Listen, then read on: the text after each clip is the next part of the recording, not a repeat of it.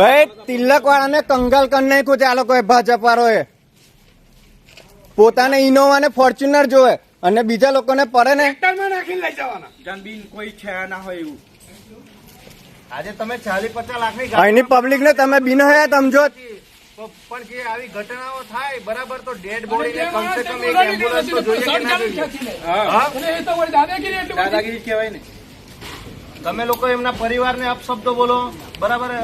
ગ્રામજનો સ્પષ્ટ કહે છે કે સાહેબ ખરેખર એમ્બ્યુલન્સ હોવી જોઈએ. અત્યાર સુધી કોઈ સુવિધા નહીં. તિલકવાડા તાલુકાના આજ સુધી આ લોકોને અહીંની આ સુવિધા પાયાની એમના ઘર જોવો તમે, એમના ઘર જોવો. ટ્રેક્ટરમાં વગર પાયથાણ વગર એને લઈ ગયા એવી રીતના કેવી ના લઈ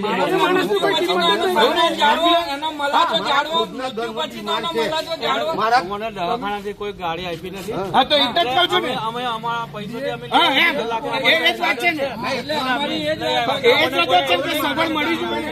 એ સગવડ મળી જોઈએ ને, પાયાની સગવડ મળવી જોઈએ ને. આજે જો એટલે અમે જ કહીએ છીએ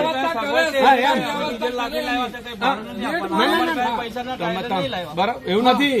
પણ સરકારી ગાડી હોય ને, એમ્બ્યુલન્સો હોય ને સરકારી, તો પછી સાધન અમે અમારી જાતે તો લાવવું પડે. એ તો લાવવા સરકારની વ્યવસ્થા તો હોય ને. આપણે ટેક્સ ભરીએ છીએ, આપણે ટેક્સ ભરીએ છીએ દરેક વસ્તુ ઉપર. તો એ લોકો આટલી સુવિધા તો આપણને આપે કે નહીં આપે? સરકારને કેવું પડે તમારે, સરકાર વાળાને કેવું. હા તો એ જ કહીએ છીએ અમે. એસી ગાડીમાં ફરે છે. અમને ચૂંટાઈને લાવ્યા છે બરાબર. ચૂંટાઈને લાવ્યા તો એમને ઇનોવા ફેરવવા લાવ્યા છે. મોડું થાય છે મારે. ચાલો મીટિંગમાં આવી એસી વાળી ગાડીઓ લઈ આવો. જે નરભક્ષી દ્વારા આ એક મહિલાનું આજે મૃત્યુ થયું છે બરાબર. અહીંયા ગાડી વ્યવસ્થિત સાધનની જરૂર નથી. અહીંયા ડેડ બોડી પહોંચાડવા માટે પણ આ એક પ્રાઇવેટ ટ્રેક્ટર બરાબર એ પરિવાર દ્વારા એ કરવામાં આવ્યું છે. ટ્રેક્ટરની ટ્રોલીના અંદર બોડી લઈને ઘરે પહોંચાડવામાં આવે છે. તો તંત્ર પાસે આવા આકસ્મિક કેસો માટે એક વ્હીકલની વ્યવસ્થા ના હોય, એક એમ્બ્યુલન્સ ના હોય કે ઘરે સુધી એની બોડી ઉતારવી પડે. જિલ્લા પંચાયતના પ્રમુખ થઈને તમે એવું કહો છો કે બોડી માટે વ્યવસ્થા અહીંયા તો આવું ચાલે છે. એટલે આવું એટલે કેવું? સામાન્ય માણસે આદિવાસી સમાજની જે કોઈ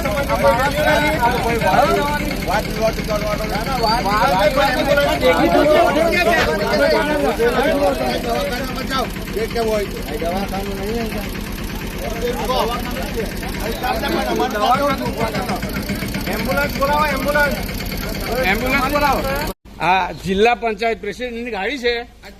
અત્યારે ડેડ બોડી છે ટ્રેક્ટરમાં પ્રાઇવેટ વાહનમાં લઈ જવામાં આવી છે. અને આ જિલ્લા પંચાયતના પ્રેસિડેન્ટની ગાડી છે. એ લાલ સાયરન વાળી ગાડીમાં ફરે છે, એસી ગાડીમાં ફરે છે. અને ડેડ બોડી ટ્રેક્ટરમાં લઈ ગયા છે નાખીને, પ્રાઇવેટ ટ્રેક્ટરમાં પોતાના. આ કેટલા રૂપિયાની ગાડી છે? જિલ્લા પંચાયતના 15-20 સુવિધા.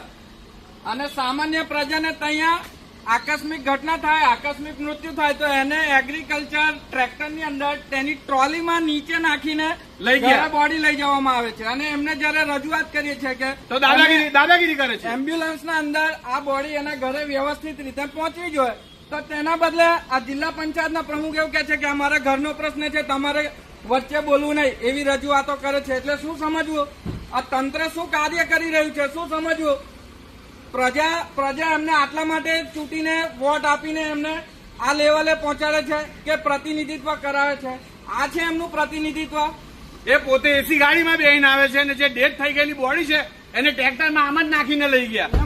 તો કે અમારા ઘરનું છે. આ કઈ રીતે ચાલે આવું? અહીંયા કોઈ એમ્બ્યુલન્સની સુવિધા નથી. તિલકવાડાનું બડું મથક છે.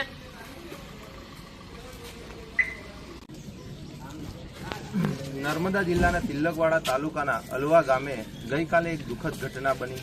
એક વન્ય પ્રાણી દ્વારા એક મહિલાને 7:30 થી 8 વાગ્યાના સમય દરમિયાન એમણે કપાસના ખેતરમાં ખેંચી જઈ અને દીપડાએ એમની પર હુમલો કર્યો હતો અને એ મહિલા મૃત્યુ પામી છે.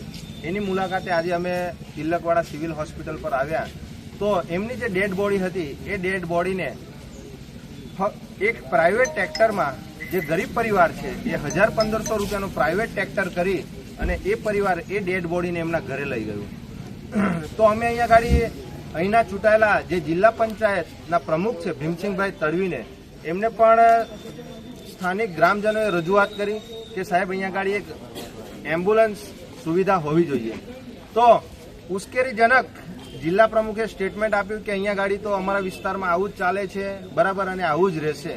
ડોક્ટર સાહેબ જોડે અમારી વાતચીત થઈ તો ડોક્ટર સાહેબે કીધું છેલ્લા 4-5 વર્ષથી અમે રજૂઆતો કરીએ છીએ, પણ તેમ છતાં પણ આજ દિન સુધી અમારી રજૂઆતો એ નથી થતી, અને દરેક જે આવી ઘટનાઓ બને છે અને મૃત્યુ પામે છે એ લોકોને આવી જ રીતે પ્રાઇવેટ વાહનો કરી અને ડેડ બોડીમાં લઈ જવામાં આવે છે, ડેડ બોડીને લઈ જવામાં આવે છે. આજે સામાન્ય લોકો માટે જે ફક્ત એક સબવાહિની અહીંયા તિલકવાડા તાલુકામાં જરૂર છે, બરાબર, તે જરૂર અહીંયા જિલ્લા પ્રમુખ જે ભીમસિંહભાઈ તડવી છે એમની સાથે માંગણી કરીએ છીએ, તો એ ઉશ્કેરીજનક દાદાગીરી કરી અને સ્થાનિક ગ્રામજનો તેમજ આજુબાજુના લોકોને ધમકાવી રહ્યા છે. એટલે આ એક દુઃખદ ઘટના છે, બરાબર. આવનારા દિવસોમાં જિલ્લા પ્રમુખ પર અમે તમામ ગ્રામજનો અને આગેવાનો ભેગા થઈ અને ઉગ્ર રજૂઆત કરીશું. એ એક પ્રજાના પ્રતિનિધિ છે, એક ચૂંટાયેલા પ્રતિનિધિ છે. ખરેખર પ્રજાનો જે એ છે એનું નિરાકરણ લાવવું જોઈએ સ્થાનિક લેવલે. તો એની જગ્યાએ જે આજે 35-40 લાખ રૂપિયાની ગાડીમાં ફરતા હોય એનો પણ અમને વિરોધ નથી, બરાબર, પણ જે માળખાકીય સુવિધાઓ જે આપણા વિસ્તારમાં જોઈએ, આજે સ્ટેચ્યુ ઓફ યુનિટીની વાત કરીએ તો 3000 કરોડ રૂપિયાની સ્ટેચ્યુ ઓફ યુનિટી બનાવી છે. તો શું તિલકવાડા તાલુકામાં એક સબવાહિની ફાળવવા માટે સરકાર પાસે પૈસા નથી? અને મહારાષ્ટ્રની વાત કરીએ તો આ દીપડા જેવા જે વન્ય પ્રાણીઓ છે એ લોકો દ્વારા જો આવી ઘટના કરવામાં આવે તો ત્યાં 25-25 લાખ રૂપિયા ફાળવવામાં આવે છે, બરાબર, જે મૃત્યુ પામે છે એમાં.